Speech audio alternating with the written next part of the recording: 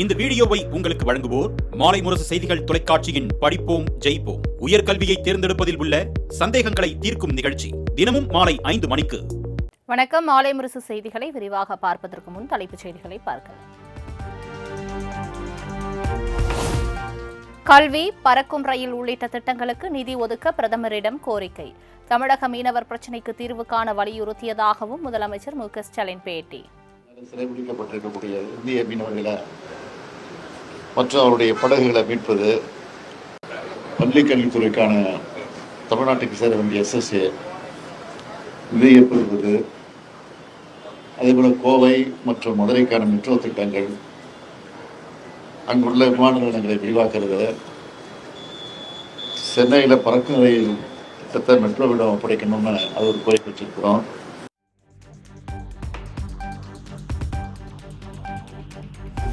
மத்திய வரிகளிலிருந்து மாநிலங்களுக்கு 50% உரிமை பங்கை வழங்க வேண்டும்.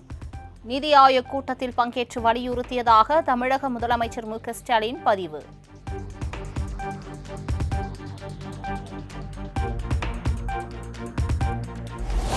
என்னிடம் வெள்ளை கொடியும் இல்லை, EPS இடம் உள்ளது போன்று காவி கொடியும் இல்லை. டெல்லி பயணம் தொடர்பான EPS-இன் விமர்சனத்திற்கு முதலமைச்சர் மு க ஸ்டாலின் பதிலடி. எடப்பாடி பழனிசாமி சொன்ன வெள்ளைக்கொடியை காட்ட போறேன் சொன்னாரு. என்கிட்ட வெள்ளைக்கொடி இல்ல, அவர்கிட்ட இருக்கிற மாதிரி காவி கொடி என்கிட்ட இருக்கா.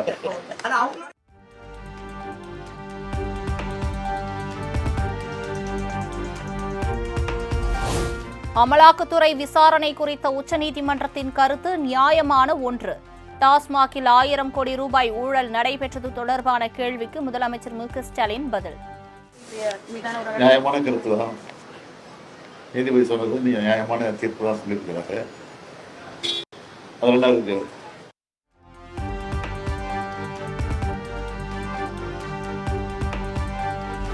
தேசிய கல்விக் கொள்கையை ஏற்க நிர்பந்திக்காமல் தமிழகத்திற்கான கல்வி திட்டத்திற்கான 2200 கோடி நிதியை உடனடியாக விடுவிக்க வேண்டும். நிதி ஆயோக் கூட்டத்தில் பிரதமர் மோடியிடம் முதலமைச்சர் மு க ஸ்டாலின் வலியுறுத்தல்.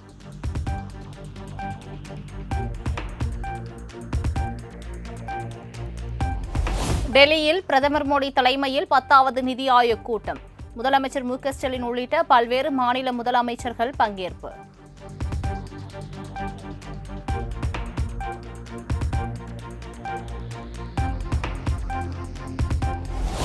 மத்திய மாநில அரசுகள் ஒன்றிணைந்து செயல்பட்டால் எட்ட முடியாத இலக்கு என்று எதுவும் இல்லை. டெல்லி நிதி ஆயோக் கூட்டத்தில் மாநில முதலமைச்சர்களுடனான ஆலோசனைக் கூட்டத்தில் பிரதமர் மோடி பேச்சு.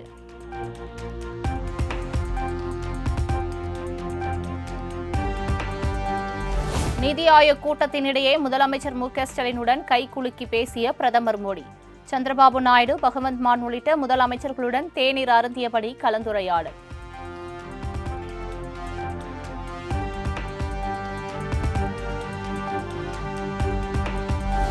ED ரைடு அல்ல, மோடி ரைடுக்கும் நாங்கள் பயப்பட மாட்டோம் என துணை முதலமைச்சர் உதயநிதி திட்டவட்டம். மிரட்டி அடிபணிய வைப்பதற்கு திமுக அடிமை கட்சி கிடையாது எனவும் ஆவேசம்.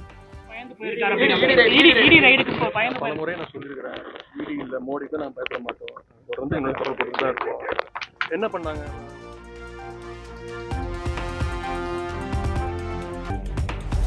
வடக்கு வங்கக்கடல் பகுதியில் மே 27ஆம் தேதி காற்றழுத்த தாழ்வு பகுதி உருவாக வாய்ப்பு.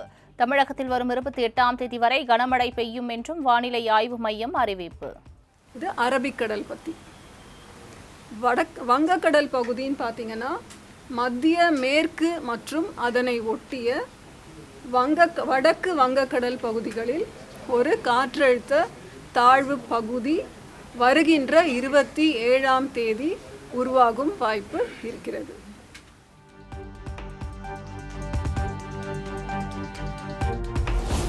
நாளை மற்றும் நாளை மறுநாள் கோவை மற்றும் நீலகிரி மாவட்டங்களில் அதிக கனமழைக்கு வாய்ப்பு.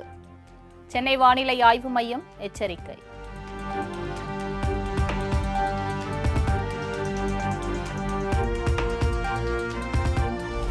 நெல்லை, கன்னியாகுமரி, தென்காசி மாவட்டங்களில் அடுத்த 2 நாட்களுக்கு கனமழை பெய்யக்கூடும். தென்மேற்கு பருவமழை கடந்த 8 நாட்களுக்கு முன்பே தொடங்கிவிட்டதாகவும் வானிலை ஆய்வு மையம் தகவல்.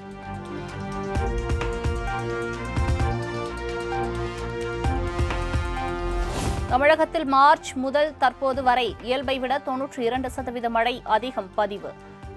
நேற்று ஒரு நாளில் 7 இடங்களில் கனமழை பெய்துள்ளதாகவும் வானிலை ஆய்வு மைய தென்மண்டல தலைவர் அமுதா தகவல்.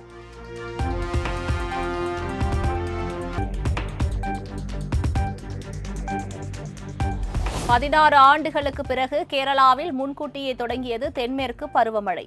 அரபிக்கடலில் நிலை கொண்டுள்ள தாழ்வு மண்டலமாகவே கரையை கடக்கும் என்றும் வானிலை ஆய்வு மையம் கணிப்பு.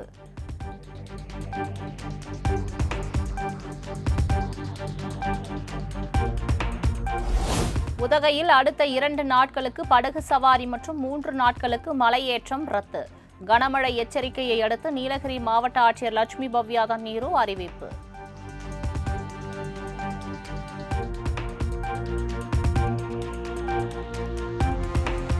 வானிலை எச்சரிக்கையையொட்டி நீலகிரி மாவட்டத்தில் முகாமிட்டுள்ள தேசிய பேரிடர் மீட்புக் குழு. நிலச்சரிவு வெள்ளத்தால் பாதிக்கப்பட்டவர்களை மீட்பதற்கான உபகரணங்கள் தயார் நிலையில் இருப்பதாகவும் அறிவிப்பு. இப்போ மழை ரொம்ப அதிகமாக இருக்குது, அதனால் லேண்ட்ஸ்லைட் வாய்ப்பு இருக்குது. அப்படி ஏதாவது லேண்ட்ஸ்லைட் ஏதாவது இருக்குதுன்னா பெட்டனை ரெஸ்பாண்ட் பண்ணுறதுக்காக சடன்லி ரெஸ்பாண்ட் பண்ணுறதுக்காக நம்ம ஒரு 30 பேர் டீமும் இங்கே வந்துருக்கோம். அதான் அதுவே இப்போ ஃப்ளட்டாக இருந்தாலும் லேண்ட்ஸ்லைடாக இருந்தாலும் ஃபுல் எக்யூப்மெண்ட்டோட தான் எக்யூப்டாக தான் நாங்கள் வந்துருக்கோம்.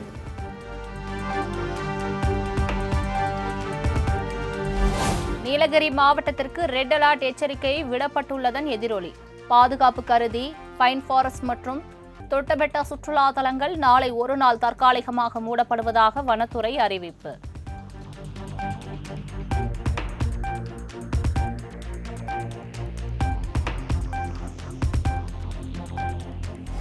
திருவண்ணாமலை ஜமுனாமரத்தூர் பீமன் நீர்வீழ்ச்சியில் ஆர்ப்பரித்து கொட்டும் காட்டாற்று வெள்ளம். சுற்றுலா பயணிகள் பாதுகாப்புடன் நீர்வீழ்ச்சியை கண்டுகளிக்க வனத்துறை அறிவுறுத்தல்.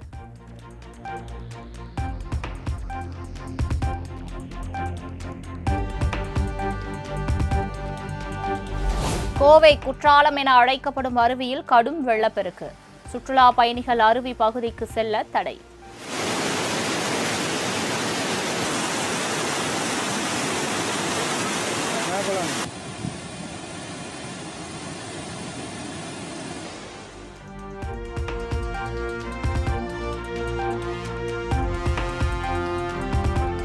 கிராமங்களில் உள்ள ஓலை குடிசைகள் உள்ளிட்ட அனைத்து வீடுகளுக்கும் சொத்து வரி பல மடங்கு உயர்த்தப்பட்டதாக எடப்பாடி பழனிசாமி கண்டனம். பஞ்சாயத்து பகுதிகளுக்கு உயர்த்தப்பட்ட வீட்டு வரிகளை திரும்ப பெற வேண்டும் என வலியுறுத்தல்.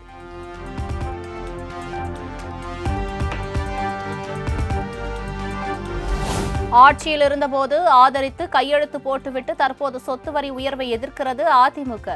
பாஜக அரசு நீட்டிய இடங்களில் எல்லாம் எடப்பாடி பழனிசாமி கையெழுத்திட்டதன் விளைவாக தமிழக அரசு சிக்கி தவிப்பதாகவும் அமைச்சர் KN நேரு விமர்சனம்.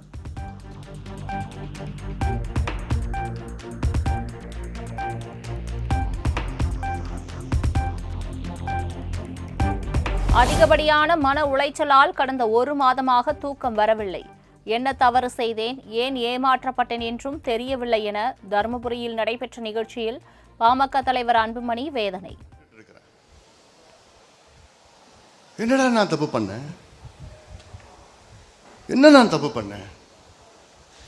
தூங்குறதுக்கு முன்னாடி இதுதான் எனக்கு மனசுல படும். தூங்கி எழுந்த உடனே எனக்கு ஒரு கேள்வி, என்ன நான் தப்பு பண்ணேன்? ஏன் நான் மாற்றப்பட்டேன்? எனக்கு தெரியல என்ன நான் தப்பு பண்ண. எனக்கு தெரியல. 1 மாசமா ரொம்ப மன உளைச்சல் நான் இருக்கிறேன்.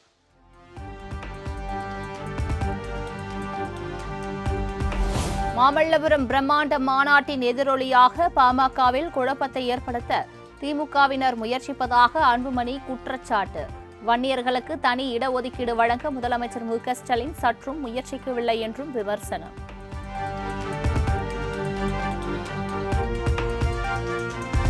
பாஜகவுடன் கூட்டணி குறித்து எடப்பாடி பழனிசாமி விளக்கம் அளித்து விட்டார். அதிமுக முன்னாள் அமைச்சர் ஜெயக்குமார் பேட்டி. இல்ல இப்ப அது ஏற்கனவே பொதுச் செயலாளர் பொறுத்தவரையில தெளிவான விளக்கம் கொடுத்துட்டாரு. எனவே அதையும் எதையும் நீங்க கம்பேர் பண்ண வேணாம். What is the current situation? இப்ப என்ன நிலைமை? நீங்க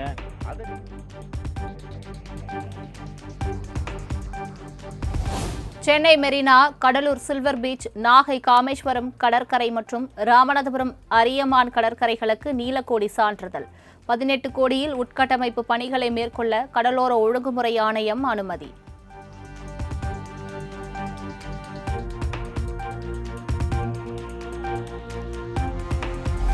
தமிழர் தந்தை சீபா ஆதித்தனாரின் 44வது ஆண்டு நினைவு தினம் அனுசரிப்பு. சென்னை எழும்பூரில் உள்ள அவரது சிலைக்கு நயினார் நாகேந்திரன், வைகோ, சீமான், ஜி.கே. வாசன் உள்ளிட்ட அரசியல் கட்சித் தலைவர்கள் மாலை அணிவித்து மரியாதை.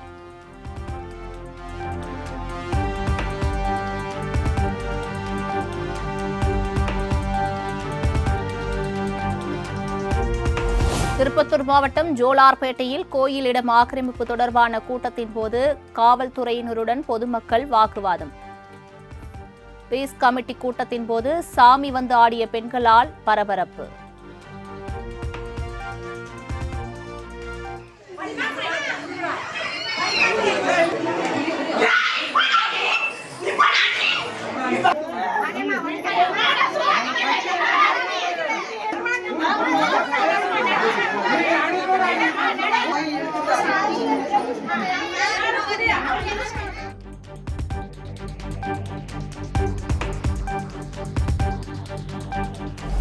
கள்ளக்குறிச்சி மாவட்டம் சங்கராபுரத்தில் ஒரே நேரத்தில் பேரணி நடத்த அதிமுக மற்றும் பாஜகவினருக்கு அனுமதி வழங்கியதன் எதிரொலி.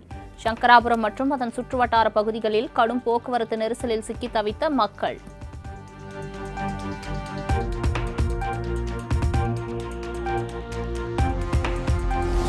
சேலம் மாவட்டம் எடப்பாடி அருகே இருசக்கர வாகனமும் காரும் நேருக்கு நேர் மோதிய விபத்தில் உயிர் தப்பிய நபர். திரைப்பட காட்சிகளை விஞ்சும் அளவுக்கு நடந்த விபத்தின் சிசிடிவி காட்சி வைரல்.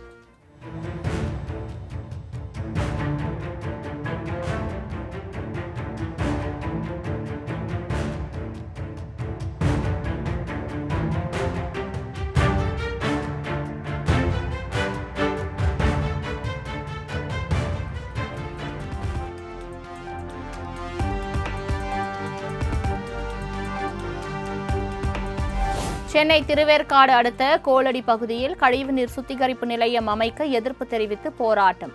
போராட்டத்தில் ஈடுபட்டு வருவோரை குண்டுகட்டாக கைது செய்த போலீசார்.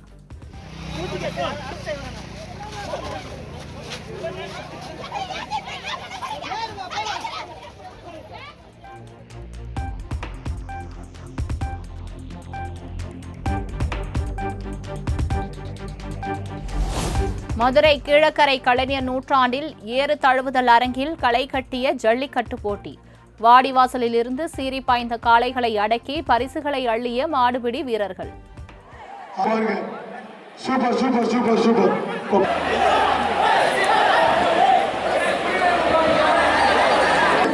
ஒரு ட்ரெஸ்ஸிங் டேபிள் சூப்பர் சூப்பர். போயின்னு சொன்னா செல்லும்டா. ட்ரெஸ்ஸிங் டேபிள் பா விட்றா தம்பி. ஆறுமை ஆறுமை ஆறுமை ஆறுமை.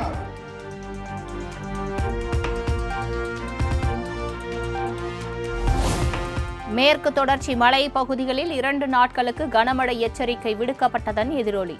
சதுரகிரி சுந்தரமகாலிங்கம் கோவிலுக்கு பக்தர்கள் 2 நாட்களுக்கு செல்ல தடை.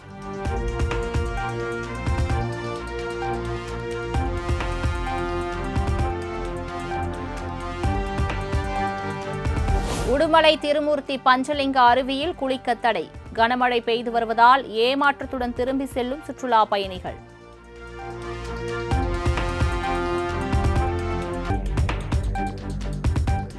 தனது 23வது பிறந்த நாளை உற்சாகமாக கொண்டாடிய திருவானைக்காவல் கோயில் யானை அகிலா வாழ்த்து தெரிவித்து பழங்களை பரிசளித்த பக்தர்களுக்கு மகிழ்ச்சியுடன் நன்றி தெரிவித்தது.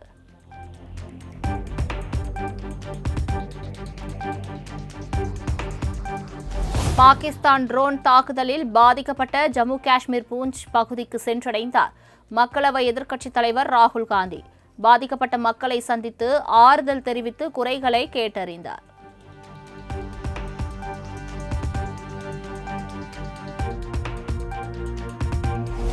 ரஷ்ய தலைநகர் மாஸ்கோ இந்திய தூதரகத்தில் உள்ள மகாத்மா காந்தி சிலைக்கு மரியாதை செலுத்தினார் கனிமொழி எம்பி. ஆபரேஷன் சிந்தூர் குறித்த அனைத்து கட்சி குழுவினரும் மலர் தூவி மரியாதை.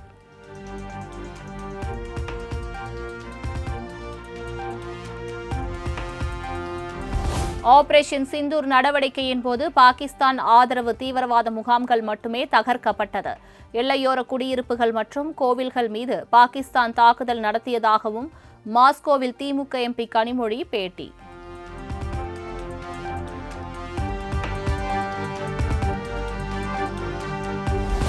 இந்திய டெஸ்ட் கிரிக்கெட் அணியின் கேப்டனாக சுப்மன் கில் நியமனம். துணை கேப்டனாக ரிஷப் பண்டை நியமித்து பிசிசிஐ அறிவிப்பு.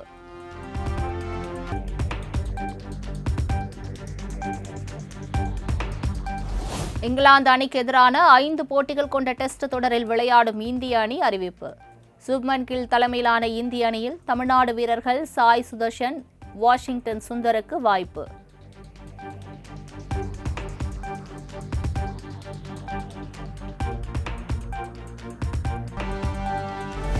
காலா, விஸ்வாசம், ஃபயர் ஆகிய படங்களில் நடித்த சாக்ஷி அகர்வால் மாம்பழ கலர் பேக் கிரவுண்டில் எடுத்த புகைப்படங்கள் சமூக வலைதளங்களில் வைரல்.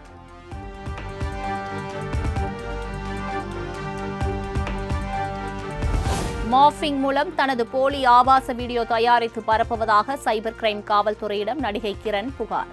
தனது போலி ஆபாச வீடியோவை ஷேர் மற்றும் டவுன்லோட் செய்தால் சட்டப்படி நடவடிக்கை எடுக்கப்படும் எனவும் எச்சரிக்கை.